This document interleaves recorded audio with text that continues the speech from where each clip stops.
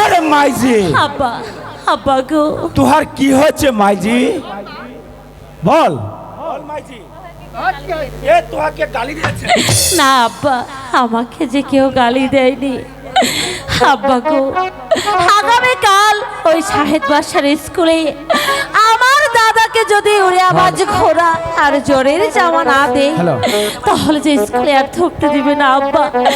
এই বড় মাঝে আমি কোথায় পাবো উড়িয়াবাজ ঘোড়া আর কোথায় পাবো জোরের জামা? আরে মাইজি এই চিৎকার লাগে তুই কাঁদছিস ঠিক আছে মাইজি ওই জরির জামা হার উড়ে আওয়াজ ঘোরা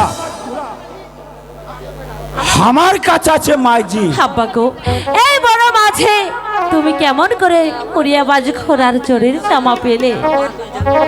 আরে মাইজি একদিন একাব্বর বাদশা একাব্বর বাদশা আরে একাব্বর বাদশার নাম শুনে তুই চমকে উঠলি কেন মাইজি? আব্বা গো উনি যে আমার শ্বশুর হন।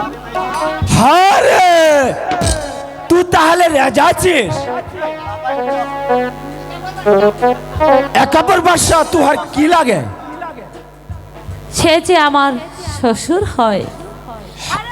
আরে মাইজি তুই তাহলে আদমি আছিস?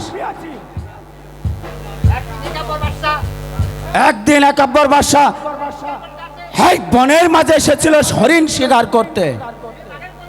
হরিণ শিকার করতে সে বাঘের মুখে পড়ে গেছিল আর আমি তাহাকে বাঘের মুখে থেকে উদ্ধার করেছি মাইজি। সেই দিন সেই উদ্ধারের বিনিময়ে একাব্বর বাদশা আমাকে দিয়েছিল মাইজি জরির জামা আর উড়িয়াবাজ ঘোড়া। আমি তাই তুহাকে দান করিব মাইজি। তুই আমার সাথ মে চল মাইজি। ঠিক আছে আব্বা তবে তাই চলো। তাই চলো মাইজি।